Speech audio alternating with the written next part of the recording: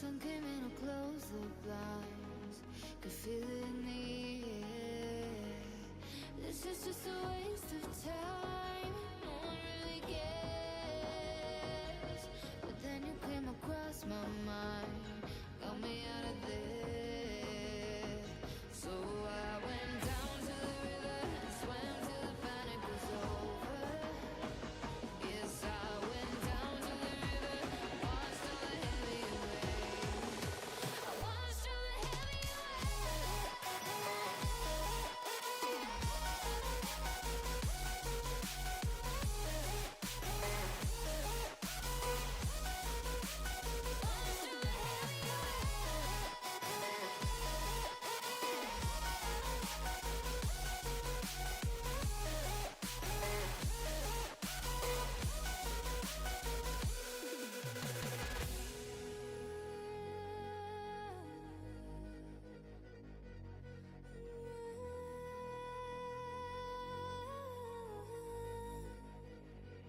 feeling all the noise in here. It's becoming ache. Pull me into calm and deep and take me out to the waves. 'Cause I feel like a waste of space, breathing in the air. But you hold me like I might just break, like you want me there. So I went down to the river and swam till the panic was over. Yes, I went down to the river, watched all the heavy waves. I watched all the heavy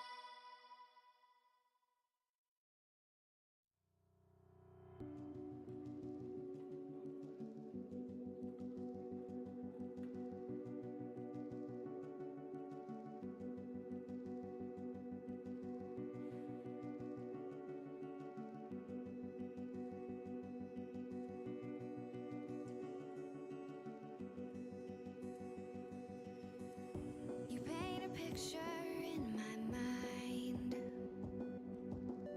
You wanna leave it all behind. In a world that's turning all the time, nothing could stop me longing for your eyes.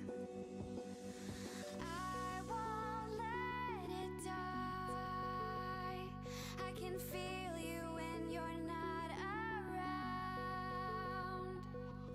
When the night gets cold, I won't be alone. We won't be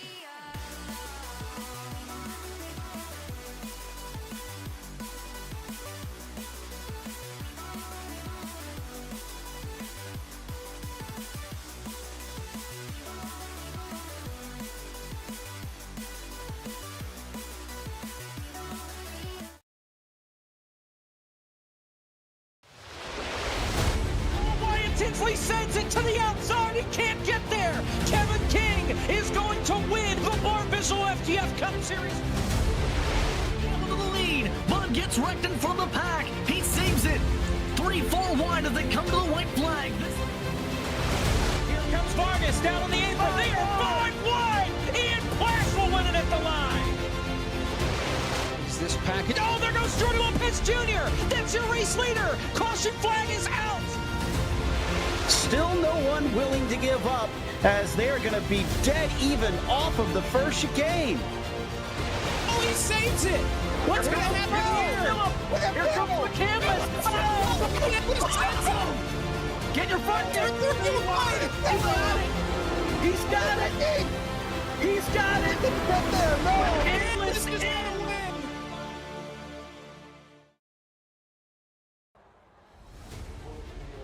Core, presented by SimWrapMarket.com, welcomes you to North Wilkesboro in rural North Carolina for the Core Throwback 200, presented by Eric Messer Photography. Caleb Hoffman, joined by a new guest in the booth this week with Cisco Scaramouza. How's it going?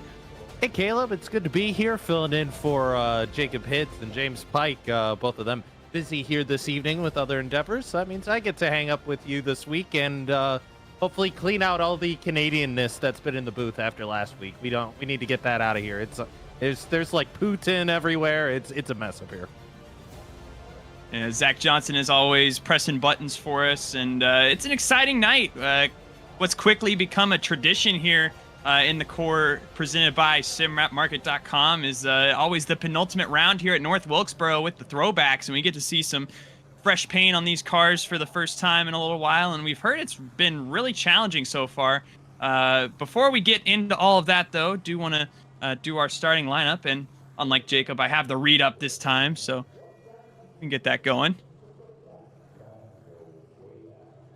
Yeah, looking forward to what's going to be a fantastic race here, Caleb.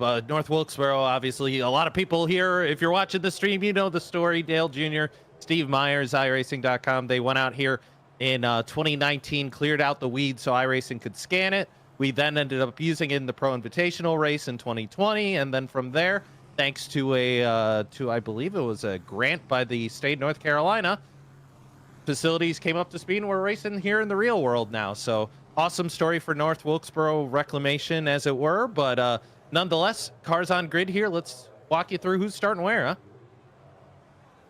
And interesting front row already. We got Rusty Walrus on the pole, and we know he probably won't start there. The king of EOLs. Hopefully we can cyberbully him somehow into staying up front this time. But Joey Stone's going to start alongside him, and I did it again. Following where Jacob Hitz left off, Eric Messer Photography proudly sponsors the Core Season 6 Pole Award. Eric Messer Photography Pole Award is presented to the driver who ranks the lowest in the point standings in each Core League event. This week, the honor is given to Rusty Walrus. There we go.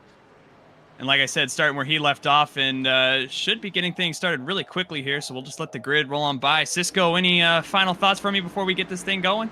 Only that Eric Messer Photography will award the driver with the most poles this season their very own trophy for their hard work and dedication to the Core League. Eric Messer Photography, the official photographer of the Madhouse, Bowman Great Stadium, and the Core League Summer Series. Oh, he's too good. He is too good. Also, tonight, some funny things going on, obviously, with the throwback going on. We're going to have a fan vote going on with everything, so you're going to be able to vote for your favorite throwback that's in the field, and hopefully we can get some time to focus a little more on each one. But again, you see some new paint on all these cars, so there you go. Zach has the link in chat, so if you're so inclined, just go vote for your favorite one that you see throughout the night, and it'll be a fun little thing. We can see who wins this thing at the end. I think the theme is early 90s.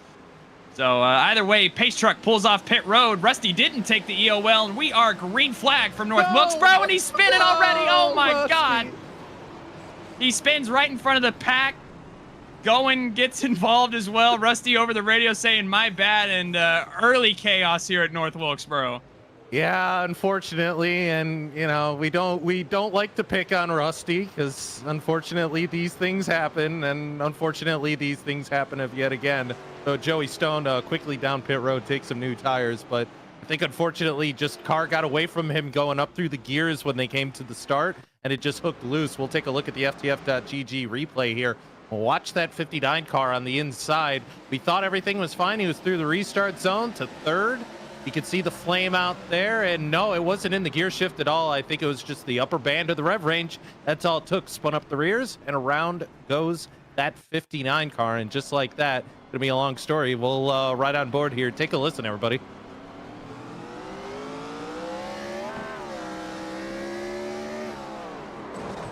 Yeah, I think, just got in the upper band of the rev range. It just did not make it stick. So unfortunately, that's going to be, that's not going to be the start to the evening that Rusty wants. But I think we're going to we're not going to dial up the 59 car. It sounds like, well, let's just say I think he's parked next to a couple objects down there on pit road here. Caleb, and well, I think the bucket's probably getting chucked around. I think if they had any catering in the pit stall here, that's probably out on the grass somewhere. It's not a good start to the night here. Yeah, and I mean, I was hearing all night of how tough these race cars were to drive, and Rusty especially, again, he's known to drop to the back, and proud of him for starting on the front row there, but certainly a sequence of events that just unfolded here to start this race off, but cycles things out pretty interestingly. Wes Graham is now going to be your leader, and you can see him following first behind the pace truck. Looks like we got a few more coming down, led by DT. Yeah, DT leading most of the field. Actually, I'd say it's about split, about 50-50 here. Wes Graham staying out right now on the racetrack here as field reconvenes up through here, and it's like DT going to be on the... you see, we fell for it. We didn't listen to the driver's meeting. That was the choose cone.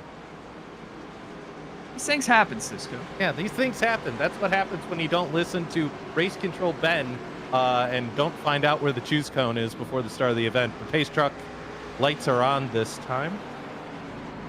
Yeah, and, to be fair, we're animals here at the Core League. I don't think anybody listens to Ben, any of them. Well, I try. Look, Ben's race control meetings, when I do manage to make it in the car, when I'm not working late or otherwise, and I actually have a chance to not make a fool of myself on the track, I always try and listen to Ben because his race control meetings are honestly some of the highlights of my week, just because of the enthusiasm and just it's just part of the core experience. It really is. Thank you. You're welcome, Ben. You're welcome. I don't know if you heard hear Ben. That. Yeah. Ben queuing up and talking to us. Either way, let's hope this goes a little more smoothly. We got Wes Graham on the outside, DT down on the inside, green flag back in the air from Wilkesboro. Look at Blake McCandless here going 3 wide. He's in the wall up on the outside. Yeah, I don't know. Oh, and he's going to spin. He saved it. He kept it in the wall at least, but not really sure what. I think Blake came in with a whole head of steam, thought it was Bristol. It was not Bristol. This is, in fact, North Wilkesboro as we head back to turn number 1. Starting to clear for the top 2 here. That's Wes Graham and Ryan Vargas out to the lead, and then to the inside. 27 to Dale Reynolds. He holds onto it as well. They're all over the place tonight here, Caleb. Yeah, and I mean, not a lot of room here at North Wilkesboro. Vargas tagged the wall in the second position. A little further behind him, though. Look at Cozy. He's going to try to make it 3 wide between DT, Gabe Wood. Gabe Wood able to clear DT, but I don't know if he's going to be able to hold off Cozy for very much longer. Cozy and Michael P. Frisch, your 2 points leaders coming into tonight, they're going to need something crazy to happen to separate them because they're only 8 points apart. Third, Garrett Smithley right behind this group as well. And he's going to need a Hail Mary to get back into championship contention here with only a few rounds left to go. Yeah, these drivers do have a drop, so if they have a bad night, it'll help out with that. But yeah, as you mentioned, Frisch comes into tonight, your points leader in that 58 car, 7 points ahead of Michael Cozy Jr. in that 99 Altus machine. So we'll see how the points shake out here. Everything to play for between those top 2, though. If you're Garrett Smithley, you're 70 points back. Probably not really in with a shout here. Still, mathematically, is another car to the inside. Look like the 38 possibly of Justin Champagne. And right now, DT just tagged the outside wall a little further ahead. You can see another throwback here, the 19 of Brian LaPrade in the Ledford Billiard Supply machine.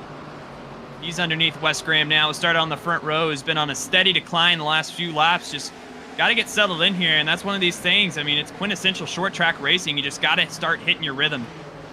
This track, having driven it a couple years ago when it first came to the sim, and periodically as we've had to come back to this racetrack a couple different times for various different things, it's really a unique racetrack in the way it runs, because you can talk about you go up the hill one way, down the hill the other way, but what really throws us off is because of the way this is styled back towards 1987, there's just a lot less visual cues in terms of where to put the car on the racetrack. You don't have a really notable catch fence. The way the wall, you don't have the safer barrier up in the wall, so that sort of changes where that wall is. Normally where you're used to a track like, I don't know, let's say Chicago or Iowa. So Yeah, definitely a lot of quirks to this racetrack. Not to mention, oh, by the way, this place is bumpy as all heck. Absolutely, and obviously on the real life side of things, they modernized this track a fair bit, complete with safer barriers, you know, caution lights, all that kind of stuff that you can use as cues. As Dale Reynolds going to get on that throttle out of turn number 4, looks like he's going to spin all alone, and we will continue green. No caution for the Dale Reynolds machine as he spins out of turn number 4, and you got to be so careful with that, getting back on the throttle with all the horsepower under this hood. Yeah, and this is, I did not get a chance to drive this in the Gen 4 Cup era. Once we moved to the higher horsepower of these cars, I've not actually driven here with this particular variant. Last time I think I was here, we were still in the ARCA horsepower. So watching these guys work their way around the racetrack, it's so much more of a handful. You really have to drive this car very carefully, or as you saw with Rusty earlier on, it'll come out and grab you. Absolutely. Look at this battle for third right now. Michael Cozy Jr., he's got Gabe Wood sliding around ahead of him. Cozy might try to make a move for second here on the outside. Brian LaPrade down on the inside right now. He was originally trying to force the hand here. All this side by side, though, letting Michael P. Frisch back into it right now. He's P5. Couple of black stripes fighting out here. You know, Briar LaPrade and Michael Cozy Jr. back together in the Coke Series here coming up this year. So, you know, for Briar, it's a return to form, as it were. Cozy hanging out once again for his second year in the Coke Series. So these two, some of the best drivers on the oval side, of course, being led by the NASCAR Xfinity driver, Ryan Vargas, up the lead. So some pretty good hands and drivers up front here. And, behind him, Michael Frisch still does have his pro license, so don't count out that 58 yet. He's the points leader for a reason. Absolutely, but he doesn't want to let Cozy chip away at that points lead like he has been the past couple of weeks. And right now, I mean, you can see in this group, lots of talent. I mean, Vargas, Cozy, LaPrade, Frisch, obviously in their own right. Gabe Wood also has been just really quietly consistent, sitting top 5 in points right now, and has just been doing great all year long, and has not had his praises sung. So wanted to get a moment in there as he almost spins it off turn 4. That would have been a good commentator curse moment. But. Yeah, Caleb, I just noticed something on Gabe's car, and as he about whiffs it there. That's 2 laps in a row. Have you looked at the rear bumper, specifically the left side of the rear bumper? Yeah, where the light decal is. We're trying to get it on board with Garrett Smithley here behind him. We'll see if he gets close enough. There you go. You can see it. Yeah. Why? I don't know why that's there. But now I am curious what that is supposed to be, because I don't think that's supposed. I think that's something else. So I'll have to go back and look at the reference car for what my name replaced. But long story, actually, Gabe and I go way back in terms of our time here on iRacing. We started together back when I first started on the sim as teammates in the league we ran. This is years and years and years ago. I was just starting college. Gabe was just starting his time over at UNOH. So we've known each other for a very long time. Gabe now, of course, a tenured member of one of the pit teams over in ARCA, as well as been all over the garage in terms of on the boxes for drivers, up on the spotter stand. You name a job in motorsports, pretty much he's done it at this point. So a little bit on Gabe there, but your 4 cars at the front of the field seems to be breaking away here, Caleb.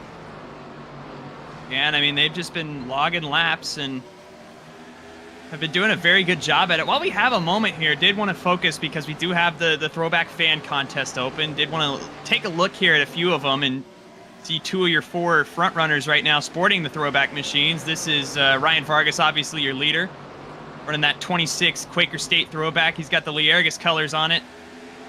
Very true to the time period, and I appreciate a good throwback like this, where you can tell they put a lot of effort into it.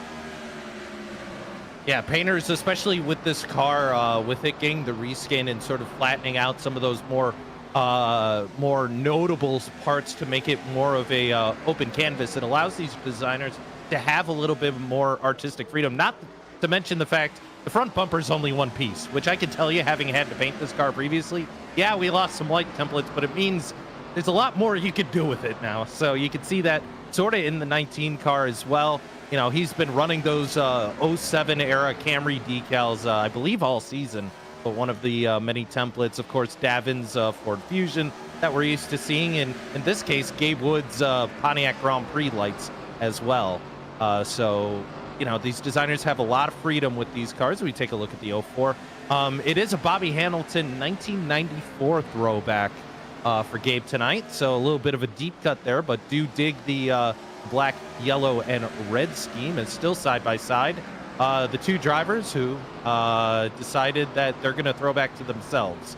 So, yeah. And ironically enough, both of these guys in championship contention. They're showing you right here, battling back and forth. They've just been all over each other the last few laps. And, Frisch is super aggressive to just try to take these points away from Cozy. We talked to him a little bit last week, and you heard how frustrated he was that Cozy had kept just picking away at that points lead, round after round. And Frisch with an opportunity here to try to take that away from him. But Cozy's so good, so consistent on that inside line, just sticking with Frisch on this outside lane is already, we got a battle developing up front as well between LaPrade and Vargas. Yeah, Vargas starting to go a little bit defensive here on Breyer. And it's funny because I'll tell you what, Caleb, last night, Ryan Vargas was the one calling Breyer LaPrade's race in the Coke Series. So just like that, Vargas hops back in the car one night later. Now he's got to fend off LaPrade as LaPrade gets a little bit loose coming out of the corner there. And unfortunately, this is just one of those cases where because you don't have an apron here, Caleb, you have the grass. So if you mess that lineup even slightly, if you get your nose cut off, do not put a left front tire into that grass or you're going to be in trouble. Absolutely. And looking around this racetrack right now, you can see, bottom line obviously preferred, but don't let it deceive you. It looks really flat, but this place is pretty deceptively banked. And there's lots of elevation changes as well. Turn 1 is kind of in its own little valley. It's super, super weird being here in person because if you stand up in turns 3 and 4, you can just look straight at turn number 1 and you can see pretty clearly it's below you. And a lot of that is why you see a lot of it. These guys having trouble with that throttle off turn number 4 is because you put all that power down combined with the elevation change. You can lose a lot of grip really suddenly and it can snap the rear end on you. As a change for position back towards the rear of the field, Robert Dorman working his way around Justin Malillo. That was for 12th and 13th, a little bit further back just to get you a little bit away from the front. But the other thing I'm curious about, Caleb, is we see side by side now, that's Wes Graham and David Schildhouse, I believe, going side by side. Or is that, no, that's Garrett Smithley. Sorry, in the 4 car, Schildhouse in the DeWalt colors tonight. Usually Schildhouse in a blue car. That's what kind of threw me off. There's David in that 20 Matt Kenseth car as Garrett Smithley makes a hard left turn down pit road. All of a sudden, Care Ford hitting pit road here, looking for his box. He's going to pull it in, I would assume 4 tires with the way they're chewing him up. Just Malillo also in.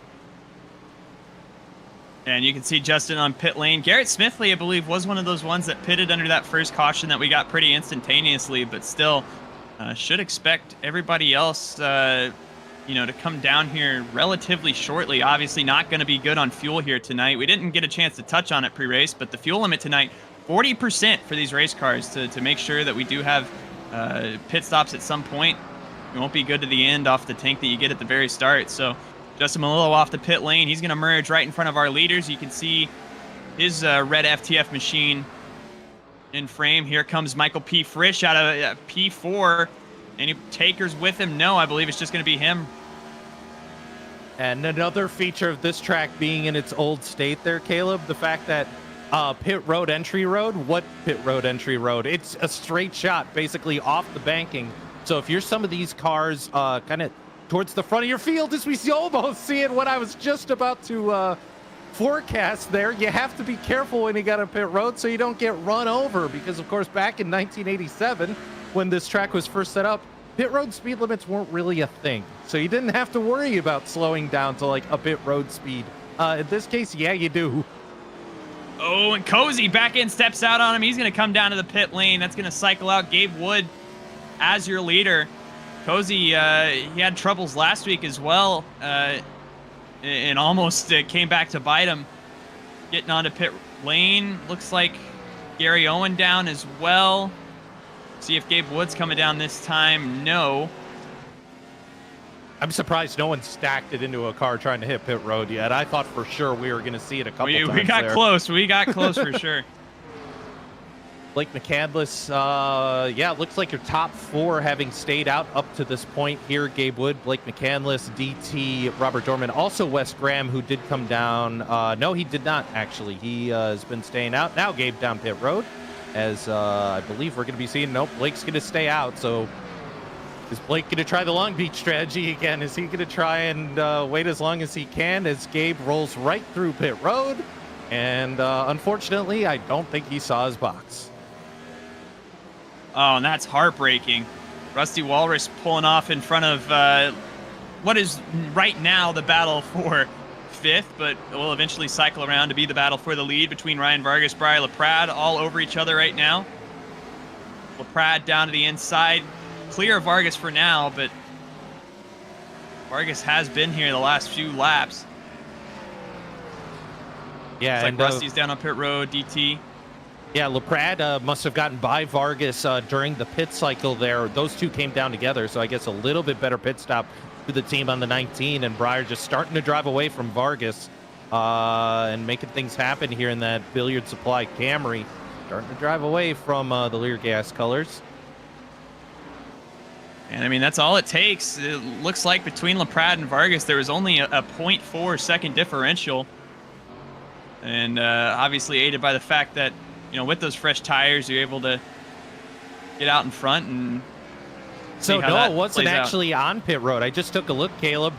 Briar made it work on the outside. He just sent it deep into turn number 1 and just hooked the line. Ryan got a little bit loose on the inside, and just like that, Briar basically drove around him on the outside, and that sort of speaks to what I was wondering here tonight. Oh, trouble! Turn number 4, Blake McCandless just spun to the outside lane. Looks like he's going to be all alone, so no caution. Remember, a yellow is going to be caused if 2 or more cars make contact, resulting in a spin. So Blake by himself, no caution for that, and that's going to set him back a little bit. It sounds like Joey Stone's going to come down onto the pit lane. Yes, haven't been able to talk about him tonight yet with the Terry Labonte classic throwback colors for him.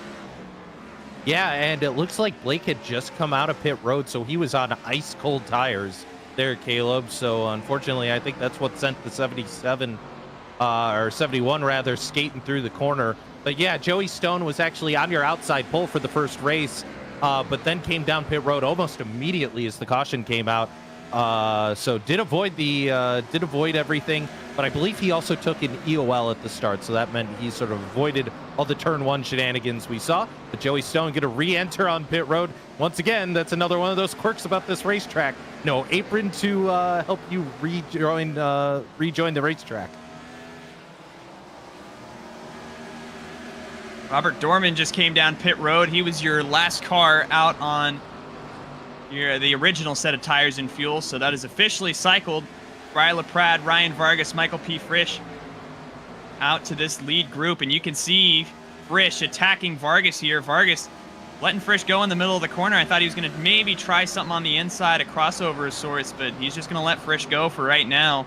Live to fight another day, but 24 laps to go. I mean, we're already well halfway through this race, so laps are ticking down really, really quickly here.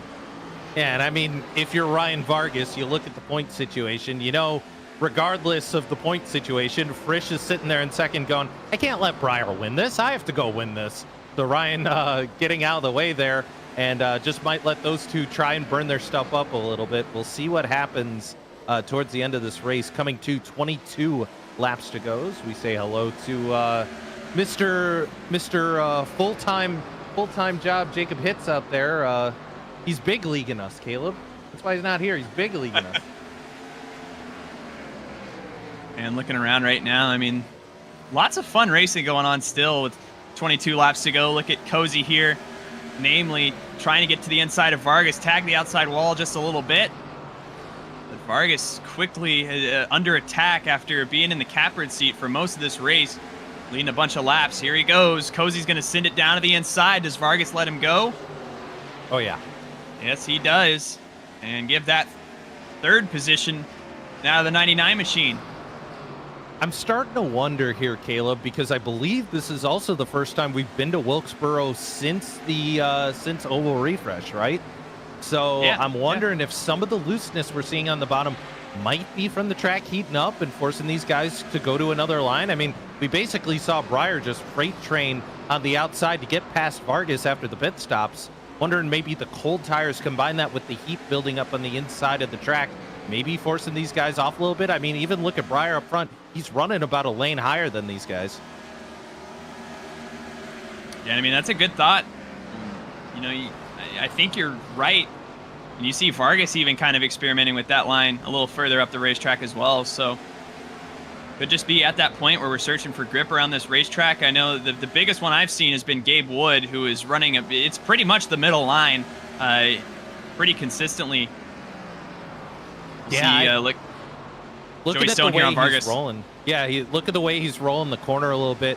I think the only thing Gabe needs to do is, I think he's just got to fix his drive off a little bit. But yeah, looking just there side by side in front of him. But look at the run. Gabe kind of gets to the middle of the corner there. Vargas able to get the drive off. I think that he's got a little bit more of the car underneath him. But Gabe's really rolling the center of the corner very well. If he can get to Vargas's outside and force it side by side, he might be able to make the pass as they're starting to close in front of him. Cozy's on the back bumper of Frisch now. Yeah, he has been all over this back bumper of the Michael P. Frisch machine. This obviously for the second position with championship ramifications as well. Got to make it quick though, because Breyer is running away with this thing, and he had a great last week at Chicagoland, and a little too late to make any noise in the point standings, but can build on some momentum. And Breyer, again, has been one of these guys that's pretty consistently in that championship fight. Look at Cozy, though, down to the inside off turn number 2. Frisch going to have a little bit of a run off the corner using that higher lane. Cozy still pinned to that inside lane. He's going to make it look easy, clear, past Michael P. Frisch for the second position now. Frisch will fall back to third. Joey Stone here with him as well. He's lapped traffic, however. And we'll see if Cozy can chase down Breyer. About a 2-lap tire advantage or so for Michael Cozy. So not a huge advantage in that regard, but Cozy just seems to have his throttle control figured out on this racetrack. Starting to drive away, and there you go. You see it, Frisch sliding into the corner a little bit. And I think the 58, I think he might have burned up his tires a little bit trying to go catch Breyer and got past Vargas earlier. That might be coming back to haunt him now. So you can see him kind of drifting up the racetrack a little bit. I think he wants to be on that low line still, and just cars not letting him here. We head back to turn 1, watching Cozy here. Starting to close that gap ever so slightly. I just don't know if it's going to be enough time here with 10 laps to go at the line. Ooh, one car in the dirt. That's Malolo. Yeah, Malolo was trying to pull off the racetrack, like you mentioned. No apron to really use, so they'll try to rejoin here, but I think you're right. I mean, it might just be too little too late right now. Cozy's going to need something big to happen to catch this 19 machine. It's been a really clean race so far, and you know, besides the one wreck at the very beginning of this thing, we haven't seen much. Had a Blake spin a little earlier, but I mean, everybody's been doing really well. And Cozy, I think, just a little too far back right now. He's marginally faster. Actually, last time was slower than Breyer LaPrade. So, I mean, maybe you can hope Breyer catches some of this lap traffic. I just don't know if you can bank on that, though, with 8 laps to go now. Yeah, he lost a little bit of time that time. Breyer running a 301 versus Cozy's 329. Not quite the speed there for that 99 as we watch. Yeah, we were watching Justin Malillo. I looked over like, oh, we're looking at Justin. Hey, Justin, what's going on? We're looking back towards the front of your field. Yeah, you can see that gap not really shrinking or gaining. So looking around, seeing what else. Joey Stone, you can see him sort of running in front of Michael P. Frisch. Of course, Joey 1 lap down, got cycled in that pit stop. Plus, you saw him run into some issues earlier on. So Joey just sort of hanging out there. But otherwise, pretty big gaps between all the cars. Your first real, that's not even a real battle. Just tabbing through everyone. For the most part, everybody's spaced out on this run. Like you said, it started green, and apart from the one issue, looks like it's going to be a green race. It's going to be the clean core race for this one. I worry Yeah. what race 2 will bring us then. Yeah, race 2 will be the classic duel of the fates, where we'll just have tons of accidents. But I am glad that we've had a one where we can just let this fuel strategy play out, and it's been really fun to follow Here through we go. with 5 laps to go. And yeah, look at this. You can see Garrett Smithley to the outside of drive-through. This is for the 9th position. DT, though, using that drive on the bottom. Look at the wiggle out of the 77 machine there. Dare I say that was almost a slide job on Garrett Smithley. He had a little bit more room than he needed, though, so it was fine. But yeah, Davin was 4-wheel drifting off the corner somewhere. Arrow was smiling, but nonetheless, Davin trying to wheel it and hang with Blake McCandless, who's right in front of him in that Kmart car. Don't know if DT's gonna have enough time to get past the 71 though, as we come to 2 to go. And time running out for sure. I mean, Breyer has just been so good, so consistent. Had to battle past Ryan Vargas earlier on, and down the backstretch now. Just not going to be enough time for Cozy to be able to catch him. However, Cozy does have the advantage right now over Frisch. Even though it's a little points advantage, it's still an advantage here. White flag, though, for Breyer LaPrade. He'll try to get past the lap traffic at Garrett Smithley. It looks like it's going to be all clean and green for the Ledford Billiard Supply machine. Out of turn number 4, Breyer LaPrade going to win race number 1 of the Core Throwback 200. Presented by Eric Messer Photography. And here's the classic just wrecking after the line. Yeah, you got to know these guys are a little bit worn out on these tires here. They've been having to fight that car for 80 laps, and now the drifts begin to I was about to say drift competition. degrees. Yeah, well, Breyer certainly tried it. He Oh tried my the old, God. Oh, and Breyer's over.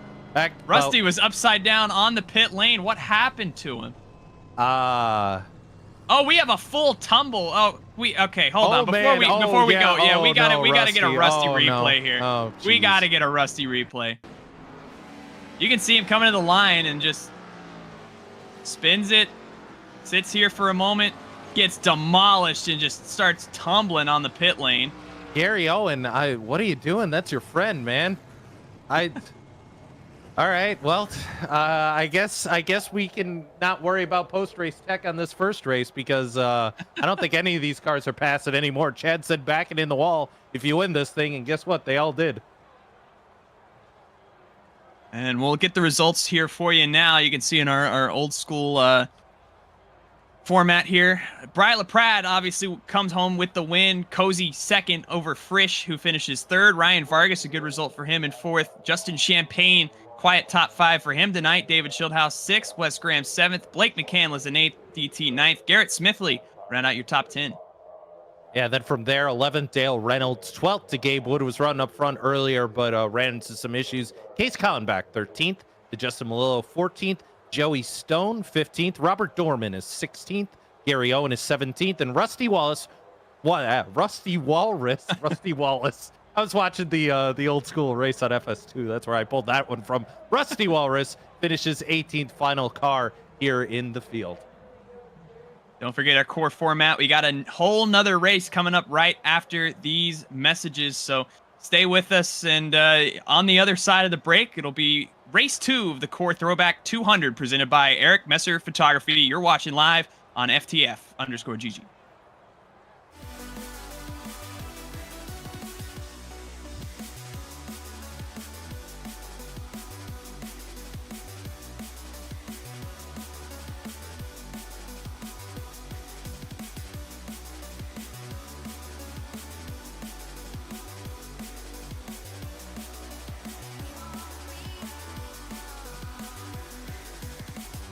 This lake of fire burns my skin.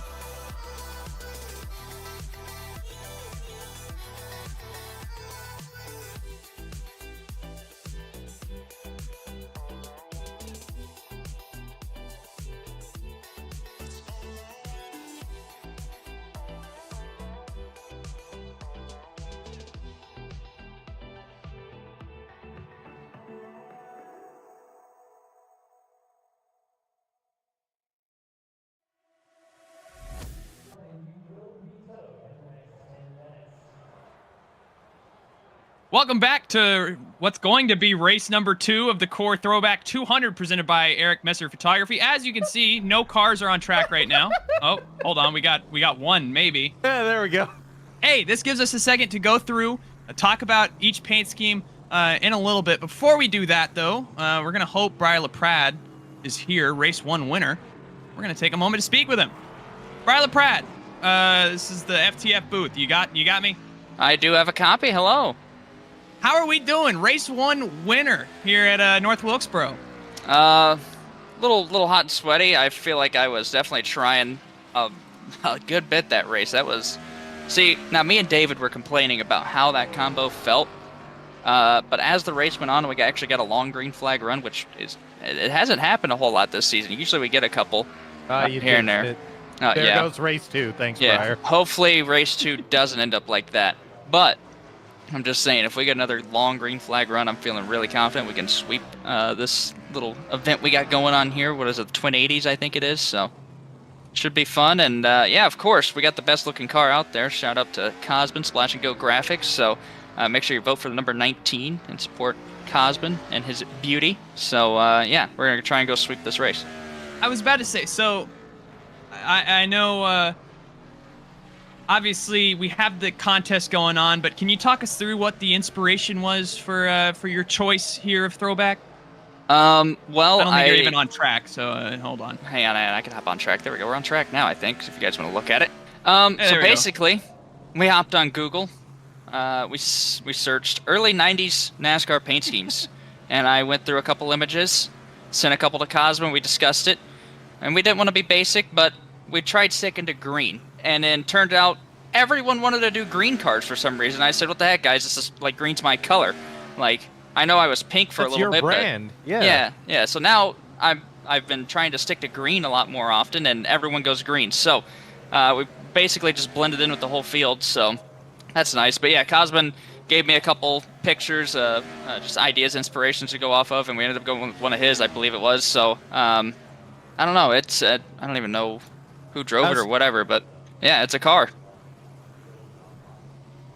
This is just so you know, Briar, you are driving Ken Schrader's car from 1990. There you go. Yeah, see, I wasn't even around for the 90s, so I don't know anything. I need to probably do research on it. I didn't watch a whole lot of 90s NASCAR. I definitely should. Like, more early 2000s for me just because I grew up with it, and that's like the most nostalgic for me, but 90s is there for sure.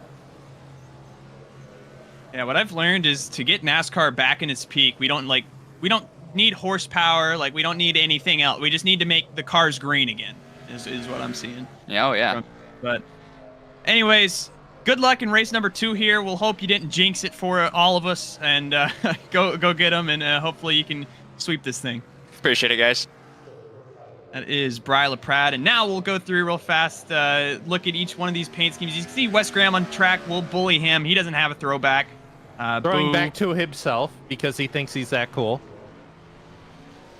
Yeah, and let me see. What's like an actual good throwback? Here we go. We got one right here. Ryan Vargas. We saw a lot of him. He led a lot in race number 1. We talked a little bit about it. The Quaker State colors on it, with Brett the Leargus Bodine. Brandon. Yeah, I mean this is an awesome car. Thing looks sick. Yeah, the old Brett Bodine, like you said, Quaker State. That was a Buick, I think, back in 1990, if I remember correctly. So really good-looking car there. Who else is on the racetrack? We talked about. Oh, we got Gabe. one in front of him. In DT. Yes, DT is rocking the Darrell Waltrip. Man, talk about an iconic scheme. The Western Auto car that DW had. That white to black gradient, Caleb. I said iconic. Yeah, iconic. The chrome numbers on it as well with it's just specced out perfectly. Like this thing looks incredible. You know it's an iconic scheme, Caleb, when GTA, when they made their NASCAR knockoff cars, the hot ring cars, this is literally one of the schemes. That's how you know you have an iconic paint. Well, even like the sponsor on it, he's got Big Fan Esports on the hood, and he's got it Western like autoed out, where we got like half black, half red, and it just so much. He probably looked that font up too, knowing DT. He looked up 100%, what font the Western Auto was. Yeah. Look out! Oh, trouble! You can see the 27. One of these cars, the Dale Reynolds Season 1 champion, with the Kodiak colors on it. Robert Dorman led a few laps last time. He's got. I know it's the 46. Is it Wally Dallenbach, I want to say? Yes, it is. Yes, it is. Wally Dallenbach, 96. Good call. Good call there. And you can see him riding around right now. That is another sick-looking race car. He's got Toby Christie on it in place of, I want to say it's First Union. I believe so, yeah, looking at the way the logo is. But talk about a 90s thing. The almost chrome illusion of the nose there. Also, I think I see Gabe Wood hiding in the Chevrolet bow tie emblem, looking at it very closely. But that's a 90s fad that I wish kind of would come back, even though it hasn't. Also, as producer Zach just getting in our ear saying Gabe is also hiding in the numbers as well. So lots of Easter eggs on that one. By the way, I didn't mention it on the broadcast, but we did look up why my name was on the back of Gabe Woods 04. There we go. There's Zach zooming in. You can see Gabe hiding in the bow tie there. But Gabe also in the 6th. Yes. Yeah. He's hiding on the side. He's hiding on the nose. I couldn't find him on the rear yet. He's there probably somewhere. Yeah, he is. He's on the rookie stripe. Good Lord. But Gabe replaced Zippo with my name instead. So he went, instead of Zippo, it's Cisco. So that was the gag there on the 04. And we'll get time to look at everybody else real fast. Did want to, we had the Hall of Fame moment. Did want to get the Hall of Shame going. David Schildhouse is here in a DeWalt throwback to Matt Kenseth. I believe it's a 2007 car, which is not early 90s at all. Yeah, that's not 90s just at all. Completely out of the style, the theme, the aesthetic that was going for. here. So thanks for ruining it, David. Justin Champagne as well as I think it's a David Gilliland throwback to like 2007. Like, it's one thing if you know, you didn't show up because you didn't have time to make a paint or something, and Wes is doing a bunch of other cars, so maybe he didn't have time to get a car painted. No, you show up in a throwback of the wrong era. How does that work? Thank you, Sanak, for pointing out as well. It's also like the Joe Gibbs Racing Matt Kenseth like 20 pasted on a Roush car. So complete levels of cursed. Yeah, don't vote for those cars. Please, I beg of you. You can see another one. Rusty is in a throwback. I'm not completely sure what that's a throwback to. That is a throwback to Dennis Setzer. Wow. Deep pool there. Yeah, if you're thinking, why does that look somewhat familiar?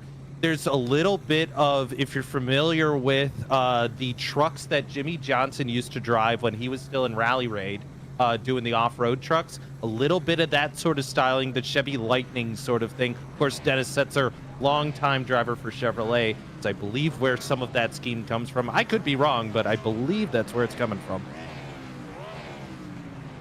Anyway, lots of sporty paint schemes, a little bit of late 90s, early 2000s going on with Going on the outside pole, and we'll just dwell on it. So don't vote for those. If you were wondering, vote for one of the ones that was compliant with the theme, although we can't control you, so if you want to vote for that, go ahead. But either way, it's time to get this thing underway. We'll go ahead and roll the starting grid and hopefully get the correct read in here this time. Obviously, this is not, the original lowest in point standings. This is the inverse from race number 1. So Rusty Walrus obviously finished last because he's Rusty. That's what he does. And he is now on the pole. Starting alongside him, Going, we talked about a little bit as well. And a lot of these guys, you got to think, might take an EOL here. And got to see... I guess my question for you, Cisco, is who's going to be the one that's able to climb through this field the fastest and kind of get that clean air going, or where they can stay out in front and just have to worry about fuel strategy at that point? I mean, I think your rear four starters are going to be the keys here to see what they do. Vargas, Frisch, Cozy, and LaPrade. But I look at someone like a Garrett Smithley or a Gabe Wood, kind of mid-pack, but did show speed earlier on as we see the EOLs going to the front. You got 4 EOLs here at the start of this thing. Justin Malilla, 53. Robert Dorman, the 46. Case Kallenbach, the 82. And unfortunately, Rusty is elected to take the EOL this time. So Rusty heading to the back. I mean, I don't blame him, unfortunately, but unfortunately? Yeah. Look, popping in there. I was...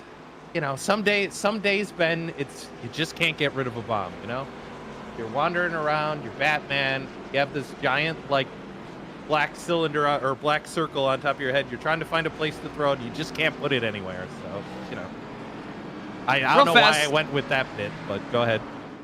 Yeah, just real fast before we get going. Do want to take a second. Core would like to thank all the following sponsors for supporting tonight's coverage. In Gabe Wood, he paid for this. Brayton Laster, he rocks. Soundhead Entertainment, Eric Messer Photography for the season and tonight's event. Shrimp Hub, BenCrazy.com, and of course your presenting partner in SimWrapMarket for making all this possible. And without them, couldn't be doing this every Wednesday, supporting the best league in the service here on iRacing. Lots of fun every Wednesday night, and fun to get this thing going. Race number 2, the Core Throwback 200 is underway. Gabe Wood, what just happened? I believe that might have been looking at what happened up front. Garrett Smithley, Goins in the wall. Caution flag is out, much like race number 1, and Garrett Smithley is back in the wall, and we're going to have a lot to dissect here. Sorry to cut you off, but there's a lot happening. Yeah, I rewound it because I didn't think anything was going to happen, but we got loads to show you now, as I will say I did go back and look at the replay. Starting up front here, the 04 Gabe Wood, that is an equipment failure there. You can see the car just turned dead left. The wheel just locked that way. I think Gabe might have unplugged his wheel or his wheel froze, either way. And then Garrett Smithley, not really sure what happened to Garrett going into the corner. It just got all sorts of out of shape. And this was well past where Gabe Wood was. So you see Gabe there.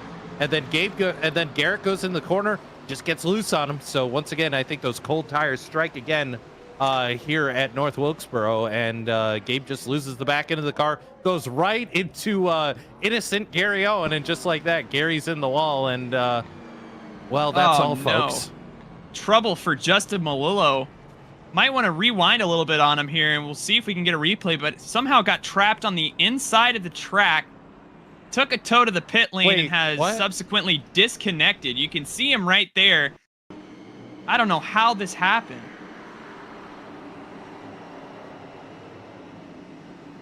Oh, it sounds like he may have. I think what unfortunately happened to Justin Malillo, we're hearing from the production booth, Caleb, the jet was getting ready to leave for him to go to another racetrack, and the airplane's taking off. Yeah, he didn't have enough money to buy to move the flight, to buy a different flight, so he's got to go now.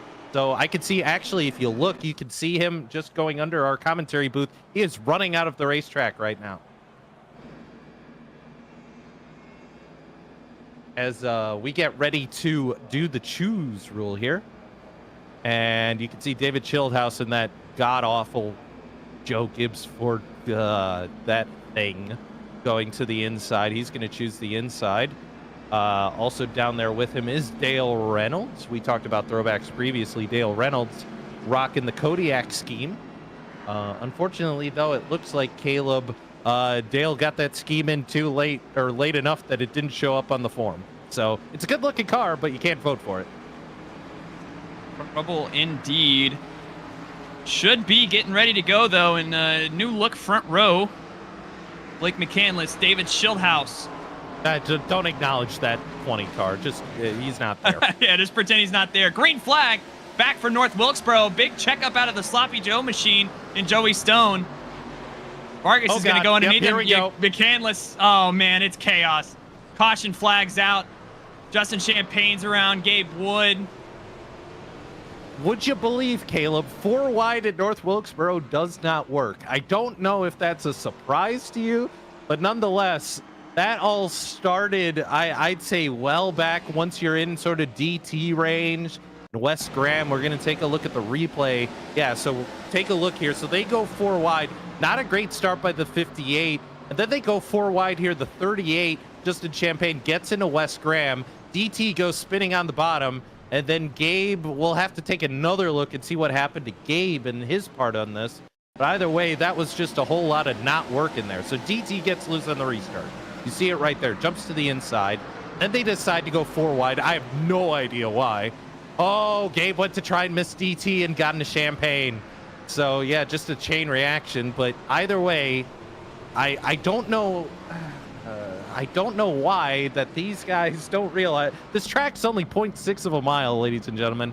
I don't know why they thought 4 wide was going to work, or maybe they weren't planning it. But either way, the numbers don't lie, and that did indeed spell disaster for them here at North Wilkesboro. 4 wide, not a good idea, as they're once again going to head through pit road. I believe this is actual pit service happening here. Yes, it is. Several cars hit pit road. The 88 West Graham, 46 Robert Dorman, 04 Gabe Wood, as well as Rusty in that 59. So Caleb continues to get his clips in for socials and everything else. You can see a couple cars running on the outside trying to make his way. That's Gary Owen. Hey, you know, the good thing is Gary Owen gets the free pass. So nonetheless, he's going to go back around, and just like that, plus with the extra laps that Ben gives them, he should be back on the lead lap. So Gary Owen gets wiped in the first wreck, but now he actually has a chance, though has not taken his fast repair yet, as I look at the right rear of that car, and that car is punched in, so saving his fast repair.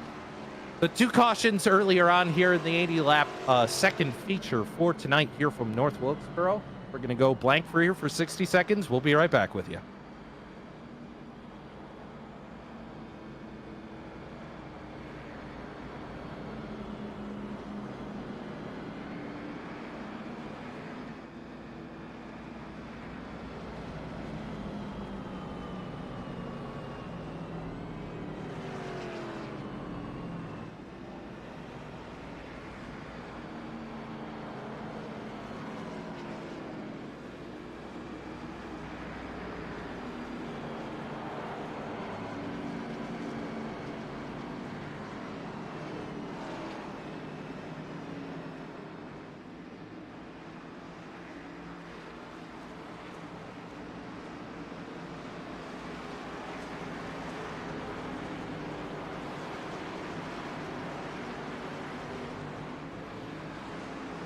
Go.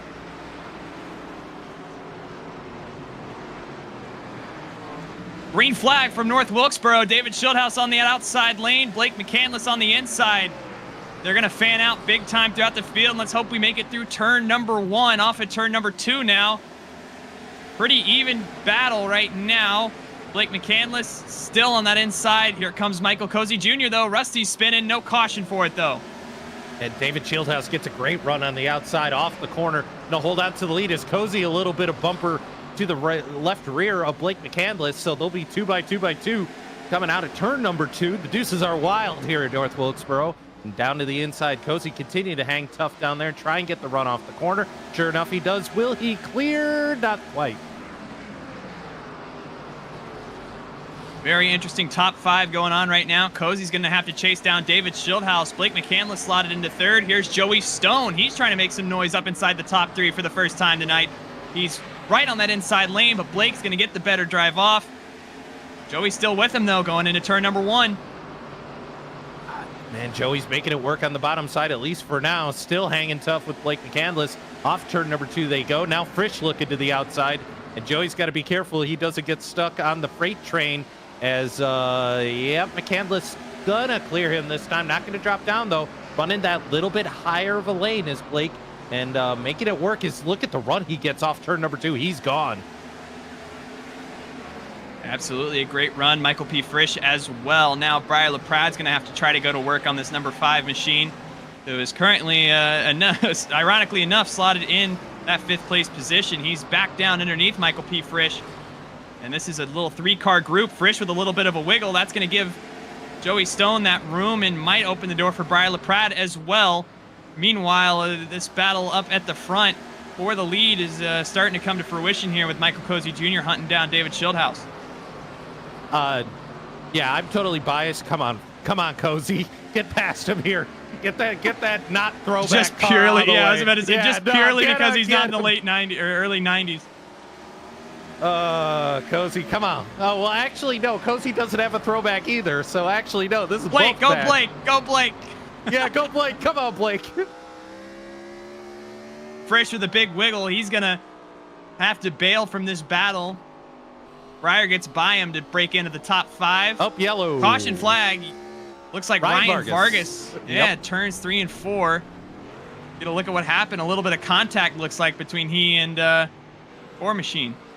Yeah, so this battle was starting to develop behind that battle we were watching with Joey Stone earlier. That was Gary Owen and Garrett Smithley going at it. We'll take a look at the FTF.GG replay here. You can see side by side Gary Owen, Garrett Smithley, and Garrett gets a little bit loose. Vargas sends it into the corner, and I think realized immediately, oh, I have made a mistake, because you saw the wheels lock up and just got into the 4. That spun him around. Nowhere for the 38 Justin Champagne to go. Yeah, so you see Vargas, Garrett gets in the wall there, and I think right about halfway into that braking zone, Vargas went, oh no, I have made a mistake, and he gets sent round sideways, caution back out on the speedway. So we'll pick up the pieces from this one as everybody pretty much coming down to get service. Briar LaPrade, David Schildhouse going to lead them off pit road. So 3 drivers staying out here. Michael Cozy Jr. So he gets the lead by virtue of staying out. Drive-through as well, staying out. Drive-through pitted a little bit ago. About 14 laps on this tire stint here. Wes Graham does hit pit road, though. But doing a little bit better on tires than Cozy is. So we'll have to see how everything pans out here. Indeed we shall, and once Wanna do again, more I mean, paints? Get through I mean, everyone I guess we can. Who have we not covered at this point? I don't think we talked about Blake very much. We can get a look at the 71 machine currently in the... I don't know what that is. I recognize it, but I couldn't tell you. I mean, hey, who better to ask than the man himself? Hold on, let's get him in here. Blake, talk about your paint scheme. What we got going on? Do you not know what year it is? Or I mean, who I drove know, it? but I thought you could take a moment to explain to the audience. I thought it would be great content. Okay. Go ahead. Oh, all right. Talk about it. I asked a question. Jesus. Yeah, it's a 1995 John Andretti throwback because, I don't know, you kind of have like the standard, Darrell Waltrip, Gordon, Earnhardt, like all these kind of standard throwbacks everybody does. And I just thought this one was a little, not that it was too far out there, but just something you wouldn't typically see in a throwback race. So I thought, why not? And we did it. So, yeah, shout out to whoever on Trading Paints made this and made it without a custom number so I could run it. Also, I was going to wonder because you have Ford decals with a Chevy light set, but you found it on TP, so it's okay. I understand now. I was terrified there that you were doing what the madman in front of you on that front row is driving a JGR number 20 out of Matkins at 17. Can you turn him once we go green here? Certainly. And it had nothing to do with the decision that was levied today, but you know what? Now that I think about it, yeah, screw F1. Blake is going to let him go focus on the race here. Green flag back out. Cozy with a good launch. David Schildhouse behind him. DT stacking up that inside lane a little bit. Now they're going to go 3 wide on the backstretch. DT is going to get put in the wall. Blake McCandless is up there. They're 4 wide right now. No caution. Wes Graham trying to use that very high lane as they're continuing to try to figure this out. Oh, God, here we go. 3 wide into turn number 1. There is enough space for it as long as they can all hold their line, and they do. But Case going to get a run off the corner. Case going to ditch it to the inside in the Lake Speed colors. We haven't had a chance to talk about Case's car, but he's going to swerve a little bit left. Doesn't take anyone out, but loses a ton of ground in that machine and falls back here. Yeah, DT came over the radio and said, that might have been my fault. And I'm going to say, yeah, as Dale Reynolds going to spin. Oh, there he goes. Off turn number 2. No caution, though. No contact to initiate it. And we will stay under green flag conditions here. We've had a lot more cautions in this one so far, and we'll see how that affects the rest of this race. But up at the front, I mean, they're still battling. Michael Cozy Jr., David Schildhouse getting run down by his teammate and Brian LaPrade. Michael P. Frisch is in this battle. Joey Stone is loosely following along. Yeah, Joey sort of hanging tough with these guys. I will note, though, Cozy's clock is ticking because he's on a 29-lap tire stint. He has not pitted since this race began. Everybody else behind him has fresh tires. So once the initial cool of the tires wears off and they get a little bit of heat cycles in them, I don't know how much longer Cozy's going to be able to hold on to this. Look at him. He's drifting up through turns 1 and 2. 99 leading is not long for this world.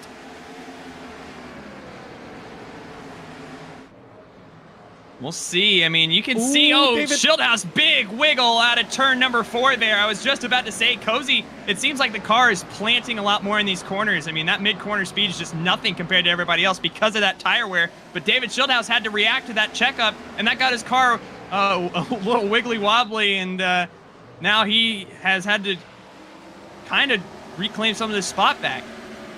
Yeah, and you can see there's... when you start to see the train form, Caleb, that means somebody is leading, is not going fast enough, and you can see it starting to accordion all the way back on that shot. That's a great look at it. Basically back to Ryan Vargas in that 26 car. Once you start to see the train form, somebody's got to move here. As somebody's holding up the line. As here we go, side by side, not quite side by side. Now we are. Breyer going to kick to the inside. David Schildhouse. I might take a new challenger here, and David, I don't know if he's just getting out of the way or if he's searching for anything. Looks like he is just going to let Breyer lead this group. But, I mean, hey, we didn't talk about it nearly as much as we probably should have, but Cozy finished with it was a 2-point differential to Michael P. Frisch last race. So that gap is now down to 5 points going into next week's finale at Atlanta. So, I mean, Michael P. Frisch is desperately trying to get around Brian LaPrade here as well to try to contend for this win and try to challenge Cozy.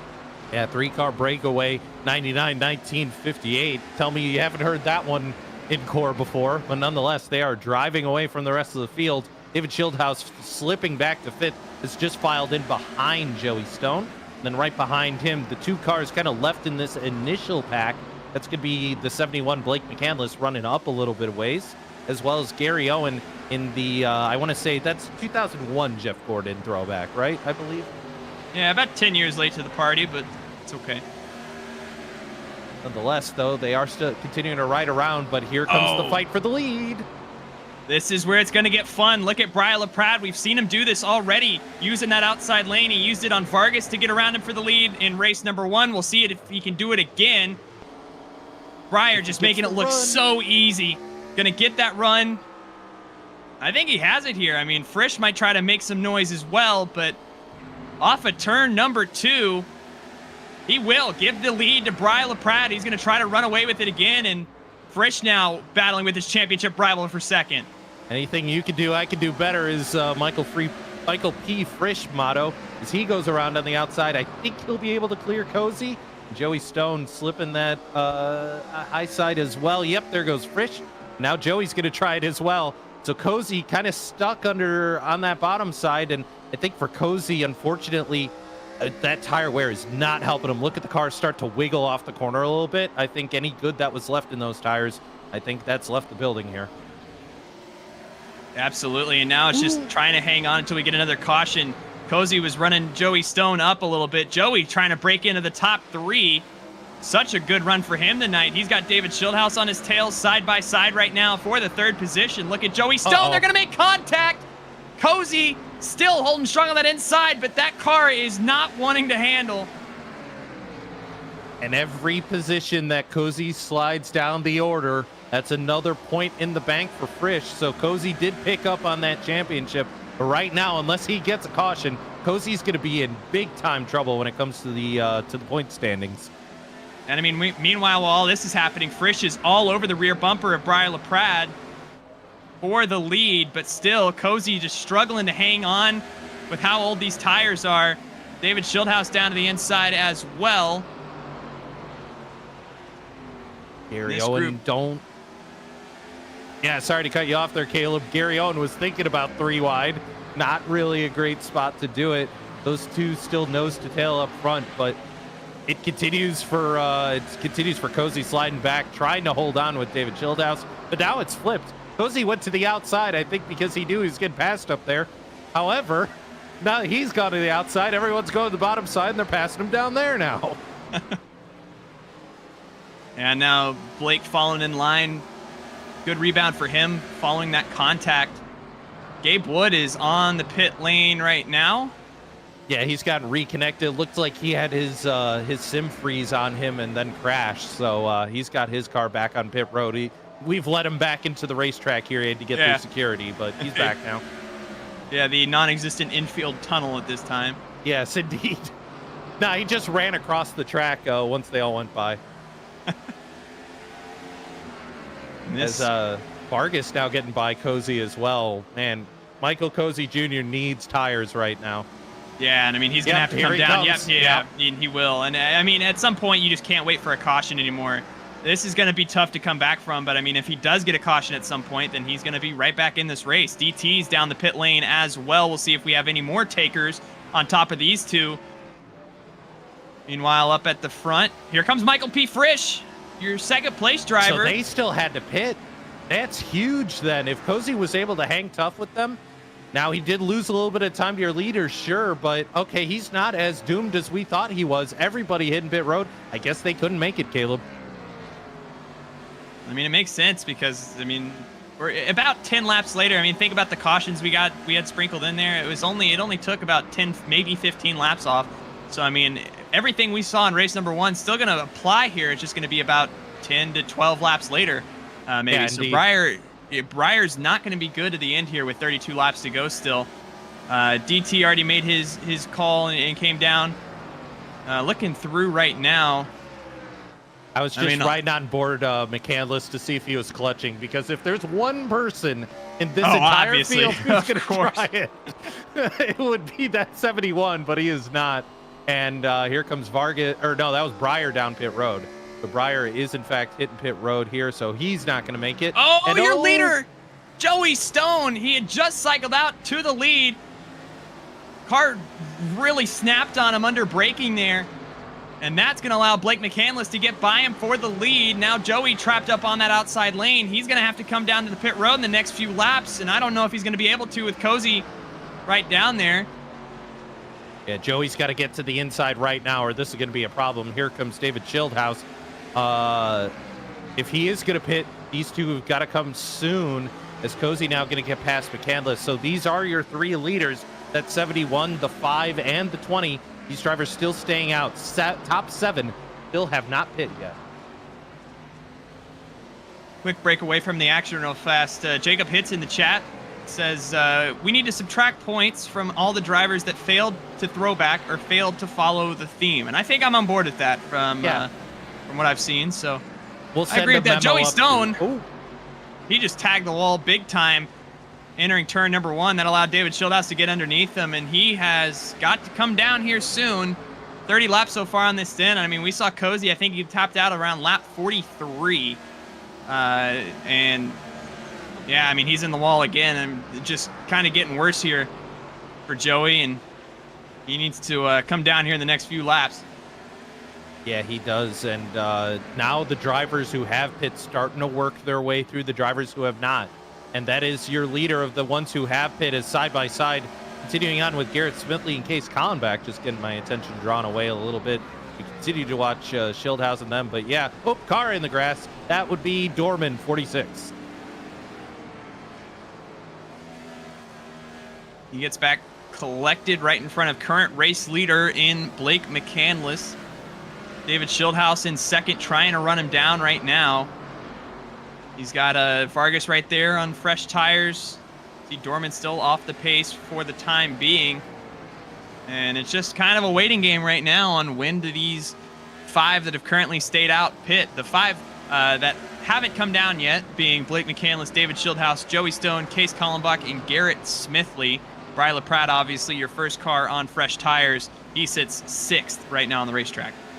You know, I was just thinking, Caleb, it might be hard to get past the whole, oh, we're taking 50 points away because he didn't do a throwback. I wonder if they'd be satisfied with, if he didn't run a throwback, this becomes your drop race. Whatever points that you were going to get if you win or something. Too bad, it's your drop race. Wah, wah. And I mean, that is something to keep in mind with the drop weeks. Can we page race control? Can we penalize these guys for not doing the proper throwback then? Is that something we can do? We could probably try to arrange it. Oh, okay. Oh. Well, if I had the soundboard, there would be a big womp womp. Yeah. No, you said soundboard, and I just heard someone punch in the air as David Schildhouse comes down pit road. And no hesitation out of been there on the no. David Schildhouse. Again, gotta wonder. Here comes Case. Case is coming this time by, and again, we saw it was 43 laps has been the furthest we've seen so far, and our leaders, everybody that hasn't come down yet, about 3 laps away from that threshold. Well, yeah, and ultimately Blake is on lap number 41. He's going to wait as long as he humanly can, and as much gas as he has left in that car. But I don't think he's going to find 17 laps on this. And no, not this time. He was slow through the corner, but not this time. So how long does Blake stay out? And we're having a revolt right now in the chat. I appreciate it from race sponsor Eric Messer and Jacob Hits, both collectively trying to bring down Ben. Yeah. Either I was way, going to say Ben's turned heel apparently, according to chat right now. These things happen. Ben, don't you have a race you're supposed to be race controlling? Nah, they're driving good. Yeah, that's fair. Ben, would you have let Andretti in F1? He's not answering that one. He's not unmuting. Okay. But yeah, there is one car off the track that would be the reason why. Yeah, Robert Dorman in the grass. Yeah, while we were away, Michael P. Frisch, he did get past Briley Laprade on the fresh tires and has kind of opened up that gap a lot, actually. He's right now just trying to chase down Blake, who's not going to be good to the end here. Yeah, Blake's out there, lap 45. We said he was going to be the person to try it. If anyone was going to, it was going to be the 71. That's lap 46 now. How long can the 71? He can't make it, right? There's no way. 14 laps to go, and crazier things have happened. But he's not clutching at all, or it doesn't sound like he's making any attempt to save, which makes me think he should be coming down. Maybe he's just trying to hold on for a caution at this point, because, I mean, everybody else that hasn't pit yet is about 15 to 20 laps into this run. I mean, they would be coming down should there be a late race caution here. Maybe that's what Blake's banking on. Yeah, it might be. And he's got to be careful when he does hit pit road that he isn't the caution, because he's got one car directly behind him. Rusty's back there, Champagne, Dorman, all those guys are going to be right on his tail when he makes the left-hand turn to pit road. And we're this far into the run, you may not necessarily think somebody's coming to pit road. So Blake's got to be careful here. Absolutely, and it would be a very Rusty thing to do, to just drive over the back of the leader. I'm looking throughout the field. You can have that one, buddy. I didn't say it. Shout out to Rusty. He's always a good sport. We throw jabs at him. Looking around the racetrack right now, I mean, everybody's pretty settled in. Looking at guys like Cozy. Cozy's running 4th right now. He's done a good job to hold on here after having the lead for so long. Brian LaPrade back in's going to step out on him. Big save in turn number 3 in the 3rd position. That's going to put Cozy right up his neck. And those are valuable points that he's trying to make up to Frisch right now. Yes, they are. So Cozy needs to get past this 19 just to make up some of the points that he lost in race number 1, at least a couple of the ones he did, as he is stalking that 19 car, trying to get the nose in there. I did go back and watch. He basically just, there was nothing that the 19, or the 9, yeah, I was going to say the 19 had for the 58. Is here comes Cozy. Blake McCandless is finally on pit road. How the mighty have fallen once again. But just as that happens, Cozy gets around Brian LaPrade in that 19. Now Michael Cozy move him up to 2nd once the pit cycle, yep, there it goes. Cozy up to 2nd, right behind Michael Frisch. So just like that, Cozy trying to make up every point that he can on that championship lead. Yeah, and why that's so important is because with McCandless coming down, I mean, you see it right there. Michael P. Frisch has just taken the lead, and that's, 5 extra points in the bucket as well that he's going to be able to expand this lead by. So Cozy needs to be as close as possible. If he doesn't get a yellow here, then 2nd's going to be as best as he can get to try to stay in this battle. I mean, we've seen it at Atlanta so many times where it comes down to every last point for the championship. But Frisch now just making laps and trying to tick them away.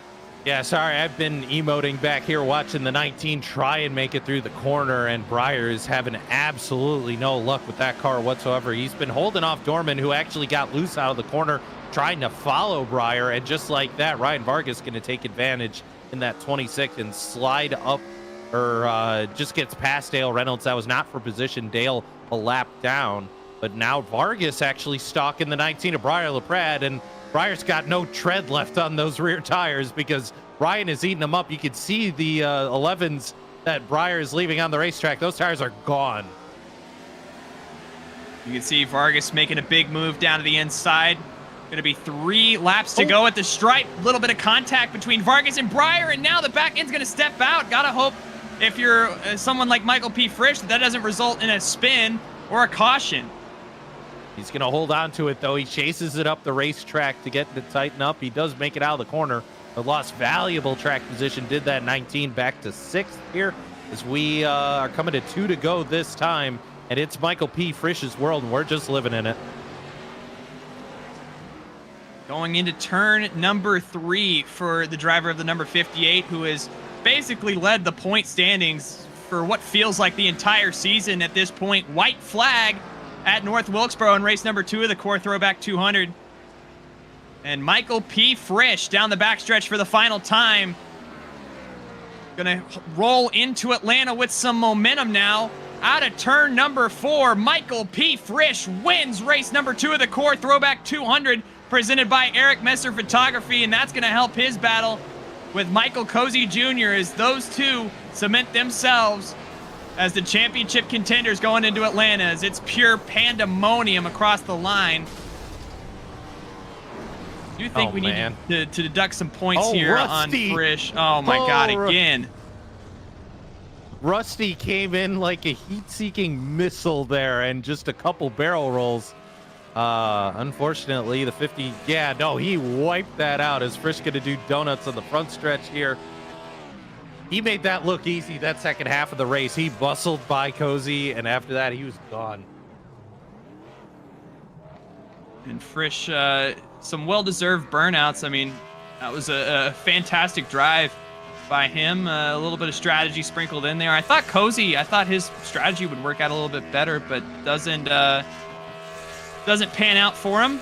Either way, Michael P. Frisch, winner in race number 2. You know, that car looks a little modern, Caleb. Are we sure that's going to pass tech post-race? Because that doesn't look like a throwback. That is true. I do think we need to do a points deduction on Frisch for not complying with the throwback rules, make the championship fight a little closer. We'll see what Ben's thoughts on that are. Try to fly it by him. But I got a note card for you here. I'm going to hand you as Frisch is parking it behind the pit boxes here. But a note from our Lord and Savior DT about, I believe, the paint. After results. Okay, after results. I can't read. And we'll get those results to you right now here for race number 2. Pretty fitting top 2 here. And Michael P. Frisch comes home with the win. Michael Cozy Jr. right in tow in second. Frisch making up the differential from race number 1 here and a little bit more. Ryan Vargas, the final spot of your podium in the Liurgus machine. David Schildhouse in 4th. A little get some boos going for him. Blake McCandless, a great rebound after the contact with DT on that restart. 5th, going 6th. Brian LaPrade in 7th. Joey Stone 8th, a good run for him. Justin Champagne 9th. Rounding out your top 10, Wes Graham in the number 88 machine. Yeah, 11th is going to be DT. Davin finishes 11th. Dale Reynolds finishes 12th. Case Collenbach finishes 13th. Garrett Smithley 14th. Rusty Walrus finishes 15th. Robert Dorman finishes 16th. Gabe Wood and Just Malillo both drop out early in this event. Those are your last 2 out of your 18-car field here. And for everybody that participated in the throwback contest, we appreciate your votes and getting everybody in here. I think we have a special guest in here in the presenting sponsor of the race, Mr. Eric Messer. How we doing, guys? Hey, we just had a lot of fun. I think on behalf of myself and Cisco, I mean, we had 2 great races here and some pretty cool paint schemes to follow along with them. Yeah, everybody did a good job. Everybody that followed directions. Yeah, I think everybody did a wonderful job, and it was a great race. Well, do you want us to do drum roll? Do we want to get a drum roll going? Sure. No, it's all right. Well, the winner of my $50 is Garrett Smithley with his, again, not following directions 2000 Dale Jarrett car. So yeah. Wait a minute. Congratulations, I guess. I don't know. That's not early 90s. How did... Well, that's what the note card that was handed to me says, hey, from drive-thru. Your winner for nobody, the early 90s paint we scheme Steve contest. Harvey this. Man. I might need to Will Smith it. Yeah, I was gonna say, yeah. All right. Well, I appreciate you guys. I'm going to go burn down the core headquarters and throw tomatoes at it. So that's a Ben problem. That's not us. Thank you, guys. I hope you have a good night. Thanks, Eric. Thanks, Eric. Appreciate it. Yeah, appreciate your support and everybody that helps make core possible. Now with that, though, we're gonna roll into the final phase here. Let's get a word in with our race winner in Michael P. Frisch. And Frisch, your throwback list, first of all, I do want to just point you out, just get some shame in your head for that. But otherwise, a near perfect night for you here. I mean, race 1 didn't turn out quite how you wanted in Trail and Cozy there at the end, but you get your redemption here in race number 2 with the win. Talk us through it. Yeah, track was very difficult tonight. Very slick in certain spots where you think you want to gas up, and just not ideal. So we're fighting the rear end all night, and when it came to Briar and Cozy, I mean, we were just so dead even. It was just a matter of who heated up the right rear the quickest and the most, and pretty much would fall off at that point. So I know I had to change up something coming out of race 1.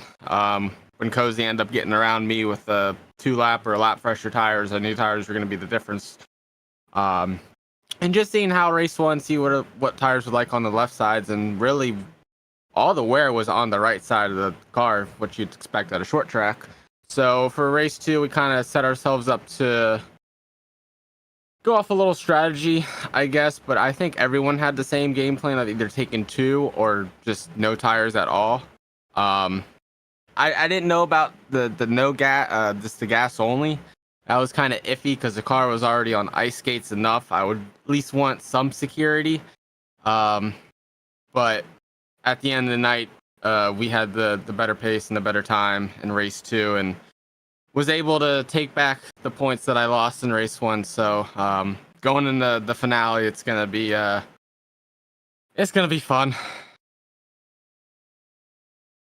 Yeah, and I mean, obviously you got the 2 final rounds next week. I mean, don't have the official word on points here, but I believe it's going to be +8 for you just based on math. Well, that was about perfect.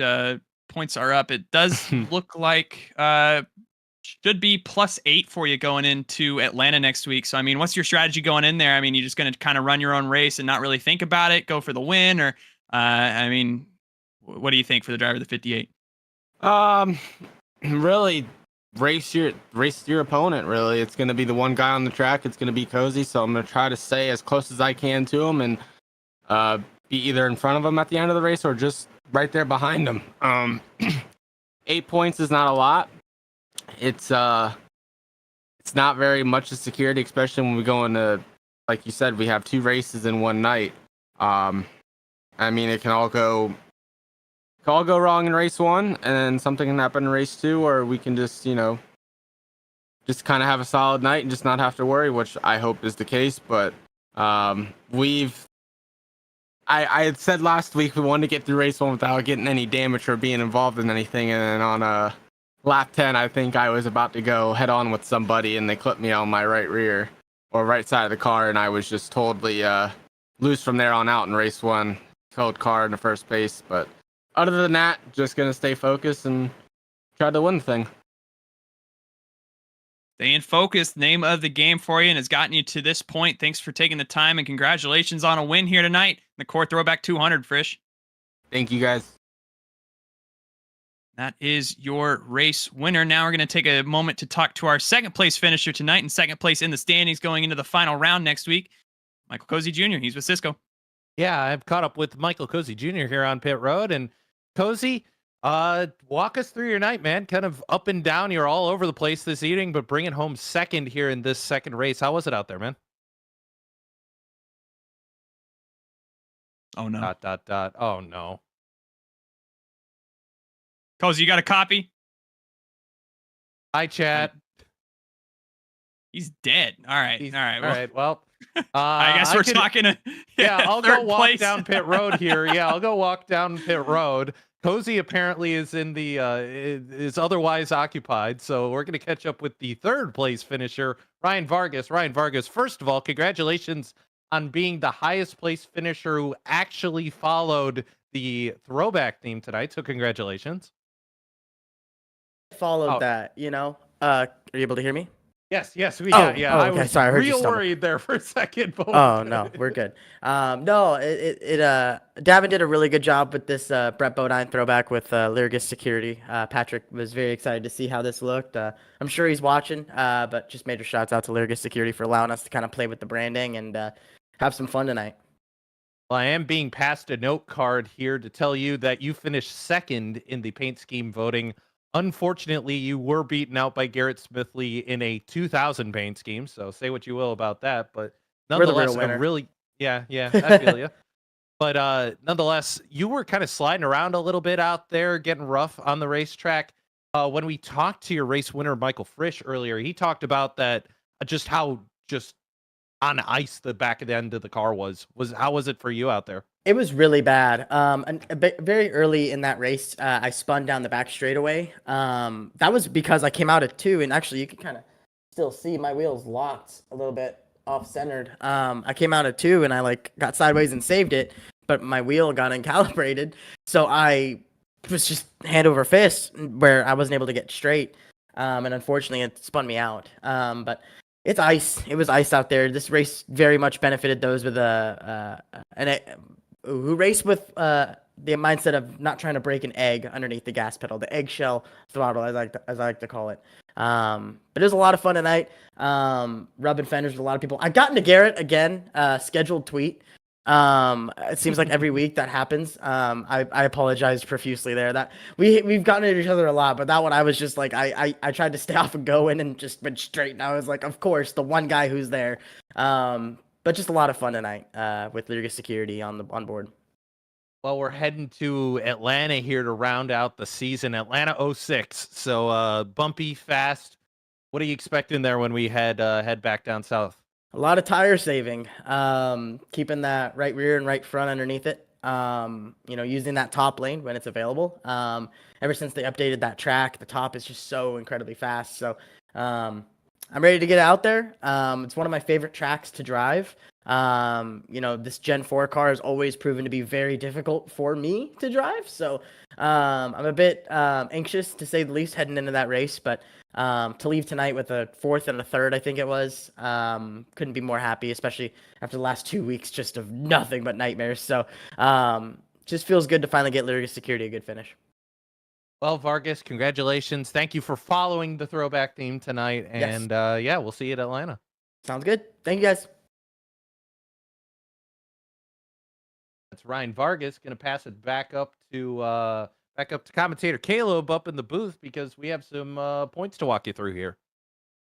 Yeah, and you can see it. So I did misspeak, off by 1 here, but Michael P. Frisch and Michael Cozy Jr. officially are going to be your 2 drivers battling for a championship at Atlanta next week, as is tradition here in Core, and going to be a lot of fun with those 2. They've been by far the most consistent drivers. I mean, you see those top 5s. Above and beyond everybody else, both with 13 top 5s, Frisch with 2 more top 10s than Cozy. But either way, I mean, both of those guys have been just right on each other's heels basically all year long, and it's going to be exciting to crown a champion next week between both of those drivers. It's truly just going to be a best man wins type of scenario. Yeah, indeed, and it's going to be a shootout at Atlanta Motor Speedway. Hotlanta, we're heading back there for the season finale. Looking forward to that here with these Gen 4 Cup cars. Lots of horsepower, lots of sliding around. It's going to be a fun time. Absolutely. And I guess before we go, Cisco, any final thoughts here from North Wilkesboro of just what we saw tonight and how it sets up for everything else next week? I just echo the sentiment that we're watching pop off in the booth stuff channel right now. Of that man, I just wish that the guy who won the paint scheme said it was early 90s. It was early 90s, guys. Come on. Oh, Jacob Pitts also wants us to have 1894 schemes. That would have counted, actually, because that was early 90s. So horse and buggy. Good Lord. Yeah, you could have ran an Oregon Trail scheme. That would have worked. You die of dysentery live. Yeah, right, exactly. We'll get out of here for tonight. On behalf of Core, presented by SimWrapMarket, all of our presenting sponsors, and Gabe Wood, he paid for this, Brayton Laster, he rocks, Soundhead Entertainment, Eric Messer Photography, Shrimp Pub, BenCrazy.com, and of course, SimWrapMarket. Thank you all for spending your Wednesday night with us here at the virtual North Wilkesboro Speedway.